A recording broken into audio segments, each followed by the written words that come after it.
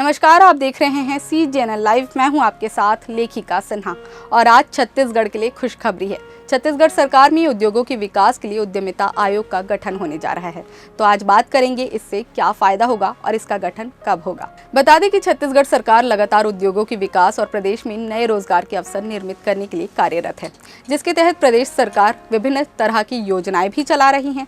साथ ही नई औद्योगिक विकास नीति 2024-30 के तहत लगातार विदेशी निवेशकों को छत्तीसगढ़ की ओर आकर्षित करने की कोशिश की जा रही है।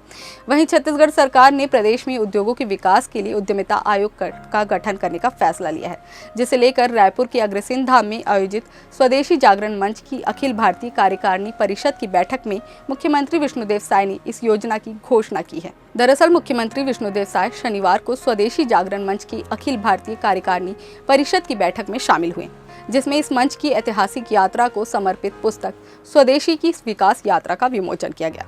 साथ ही उन्होंने कार्यक्रम को संबोधित करते हुए इस योजना की घोषणा की और कहा कि ये आयोग राज्य में उद्यमशीलता की संस्कृति को मजबूत करेगा और रोजगार सृजन की संभावनाओं का अध्ययन करेगा।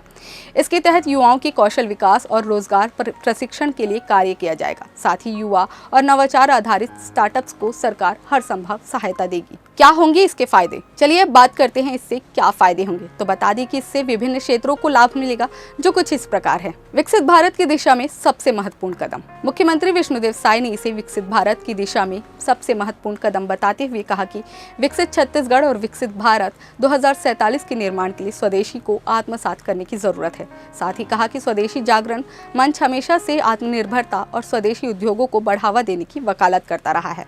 भारत एक विशाल और संपन्न देश है। यहाँ प्रचुर प्राकृतिक संसाधन उपलब्ध हैं और साथ ही हमारे पास विश्व की सबसे बड़ी युवा आबादी है।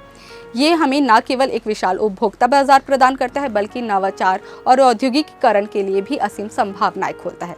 वैश्विक परिदृश्य में आ रहे बदलावों की ओर भी ध्यान दिलाया। साथ ही कहा कि वैश्विक व्यवस्था में भी आ रहे परिवर्तनों को देखते हुए स्वदेशी जागरण मंच जैसी राष्ट्रीय संस्थाओं की भूमिका और भी अधिक महत्वपूर्ण हो जाती है। उद्योगपतियों को मिलेगा प्रोत्साहन। इसके अलावा मुख्यमंत्री ने कहा कि प्रधानमंत्री नरेंद्र मोदी के नेतृत्व में मेक इन इंडिया अभियान ने भारत में स्वदेशी उत्पादन को बढ़ावा देने के लिए उद्योगों को संरक्षण और समर्थन प्रदान किया है। आज भारत लगभग हर क्षेत्र में आत्मनिर्भर बन चुका है।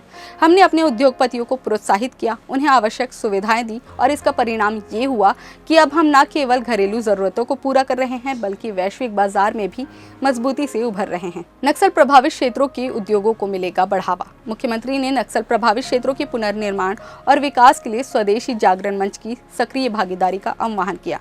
उन्होंने कहा कि राज्य सरकार की नई नीतियों और सुरक्षा बलों के प्रभावी प्रयासों के कारण नक्सलवाद अब बहुत सीमित क्षेत्र तक सिमट गया है।